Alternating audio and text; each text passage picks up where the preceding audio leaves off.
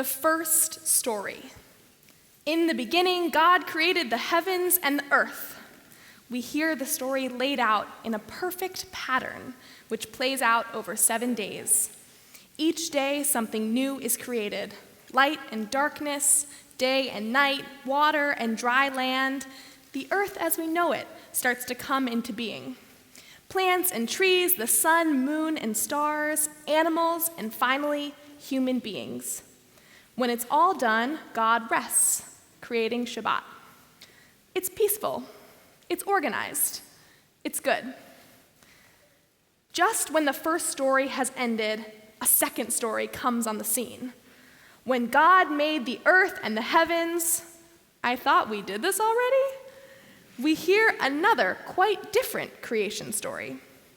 Before anything else is created, God forms a human. And for this human, all the rest is created. God plants a garden, forming trees and food and rivers. The human is told that there is a tree of knowledge of good and bad, but he must not eat from it. God creates all kinds of animals which are to be named by the human. And finally, a woman is created to be a partner for the first human, the man. The second story isn't so straightforward, and there's more going on in the narrative. Today, we read the creation story, the very beginning of our Torah. We heard the first story chanted, and if we had kept reading a little bit further, we would have read the second, seemingly different account of the creation of the world. In the first story, humans are the final thing to be created. And in the second, the man is created before anything else, and the woman at the end. The first story is more orderly. The second seems to have no set structure. The first includes Shabbat, the second includes the Garden of Eden. The first story seems to have a cosmic, universal focus, while the second shows a more human-centric perspective. At a first glance, it's hard to believe that both stories can be true to our tradition. This summer, I found myself hearing multiple stories about individuals. I participated in a program to study pastoral care, working as a student chaplain in a hospital. I spent the summer visiting hospital patients, mostly making unannounced visits. I would knock on a door, walk in a room, and introduce myself, and I would ask if they might want to talk. Before I began the program, I found it hard to imagine that people would take me up on that offer very often. But as it turned out, they did. And it wasn't always because they needed to ask me a big, deep theological question. It was to share their stories. First, the story of their current situation, the story that brought them to the hospital, a diagnosis they'd been managing for years, or a sudden episode that sent them to the emergency room, their family member calling 911, saving their life in a terrifying moment, a big surgery coming up, or one they were finally recovering from. The first story was often tied up in fear, and sometimes there was a lot of hope too, despite being in a challenging situation. But then, the second story emerges, a moment where I'd get a glimpse of who the person is outside of the hospital.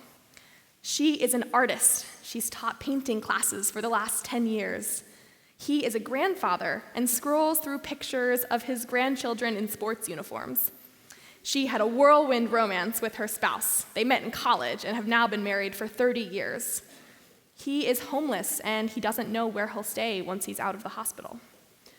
The story of the person in the hospital didn't always seem to match who I learned that they were in their life outside of the hospital. How do we manage two stories? There are many ways that people have tried to make sense of contradictions and repetition in the Torah throughout Jewish history. One modern academic explanation is the documentary hypothesis, which holds that the Torah was written by multiple different authors and was eventually edited together. This theory is well known today, with the creation story being a prime example of multiple authorship. Although it's controversial in some communities, many scholars believe that some variation of the documentary hypothesis is likely how the Torah came to be. Even earlier, though, our rabbis noticed dissonance in the narratives of the Torah, and their commentaries aimed to explain the reasons for these seemingly conflicting stories. Rabbi Akiva stated that no word in the Torah is superfluous, and anything which appears to be repetitive or contradicting must be that way in order to teach us something. The rabbis embrace this in their explanations. Although the stories may stand out as confusing or contradicting to us, the early rabbis assumed that there is a reason for both stories existing. When the medieval commentator Rashi looks at the two creation stories, he notices the same differences that we do, acknowledges them, and then helps us make sense of how they can still fit together as one story. In one commentary, he compares the creation of humans in the two stories. The first creation account states that humans, both male and female, were created on the sixth day in the image of God. In the second story, God forms the human from soil and breathes life into him before planting the Garden of Eden, and later takes one of his ribs and creates a human woman. Rashi explains how these stories can still make sense as one. He says that when we're told about man being created in the first story, it explains when man is created, on the sixth day, but it doesn't tell us how. And the second story expands on this, giving us the details of how humans were created, with God creating man from soil and woman from his rib. Rabbi Joseph Soloveitchik, an American Orthodox rabbi and modern scholar, gave his perspective on the contradicting creation stories in his book, The Lonely Man of Faith. Rabbi Soloveitchik takes a philosophical look at these stories and argues that the two creation stories present not contradictions in our tradition, but rather contradictions in the nature of humankind.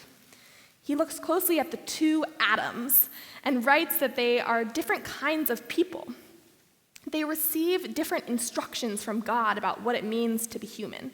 The first Adam is given the charge to be fruitful and multiply, and the second is made to care for the garden. The first is a creator, making things, and the second is an intellectual, and he's intrigued by the big questions of the universe. According to Soloveitchik, the two Adams have different motivations and represent different kinds of humanity. In this understanding, contradictions about human beings are embedded in the creation narrative.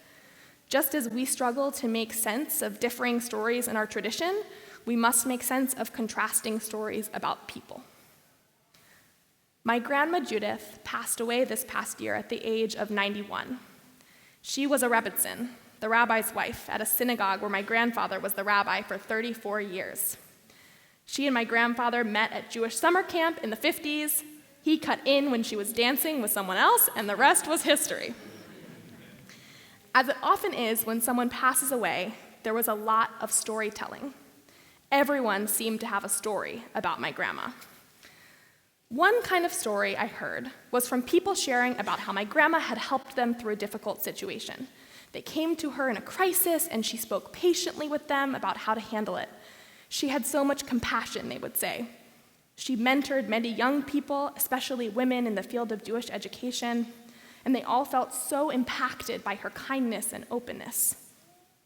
But the most famous story occurred back at the synagogue where she was the Rebbitzin.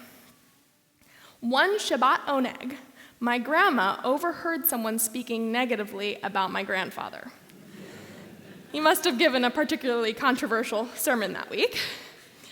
Without saying a word, she marched right up to the guy and punched him in the stomach.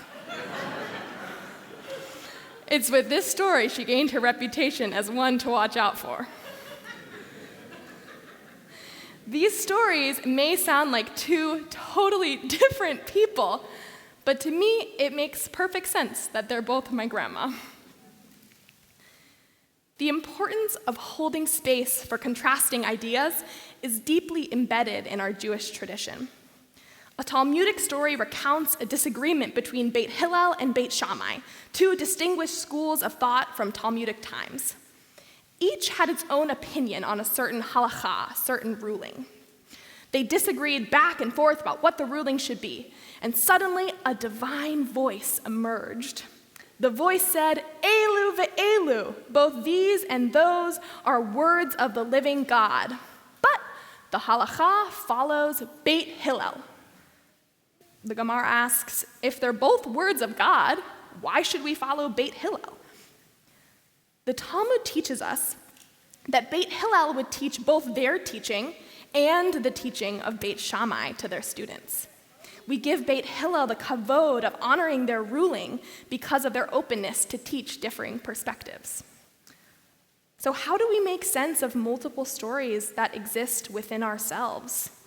For some sets of stories, we can understand them like Rashi did. They fill in details and elaborate on one another. When I think about my grandma's stories, at first they seem conflicting, but when I consider them more deeply, they both reflect the way she was fiercely protective of those she loved.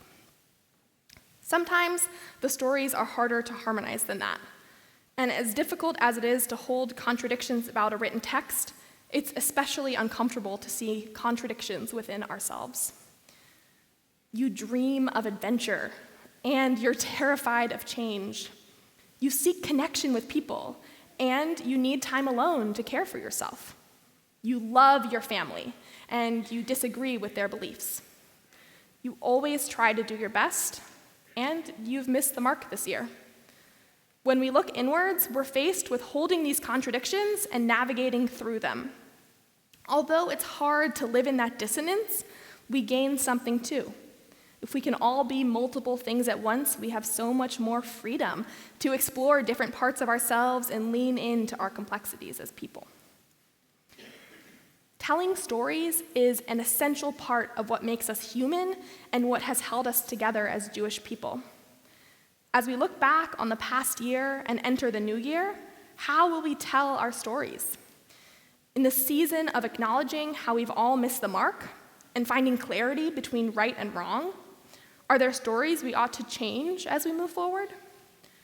And for the stories that we want to carry forward, how can we hold the multiple realities of who we are?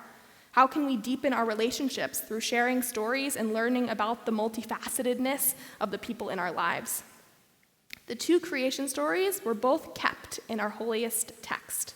So too should each of us have permission to be full of conflicting, wonderful, complicated stories. Shana Tova. We'll continue with a song together. This one is not in your Siddur, so just repeat after me. It's like this. May the life I lead, may the life I lead, speak for me. Speak for me. May the life I lead, may the life I lead, speak for me. Speak for me. This part's together, it goes like this. When I come to the end of the road, and I lay down my heavy load, may the life I lead, may the life I lead, speak for me. Speak for me. May the stories I tell, may the stories I tell, speak for me. Speak for me. May the stories I tell, may the stories I tell, speak for me. Speak for me. Together, when I come to the end of the road, and I lay down my heavy load, may the stories I tell, may the stories I tell, speak for me. Speak for me. May the songs I sing, may the songs I sing, speak for me. Speak for me. May the songs I sing, may the songs I sing, speak for me. Speak for me. When I come to the end of the road,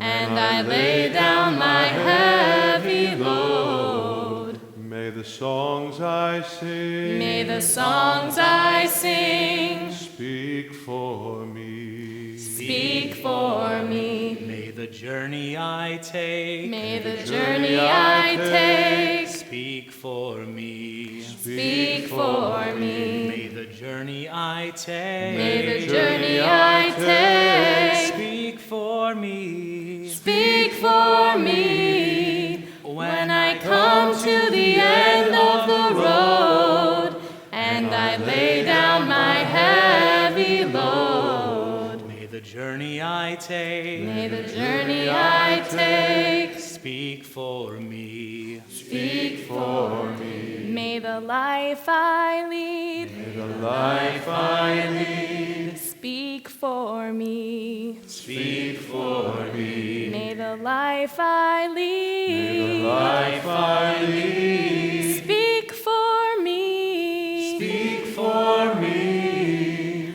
When I come to the end of the road and I lay down my heavy load, may the stories I tell, May the stories I tell, may the songs I sing, may the songs I sing, may the journey I take, may the journey I take, may the life I lead may the life I lead speak for me. speak for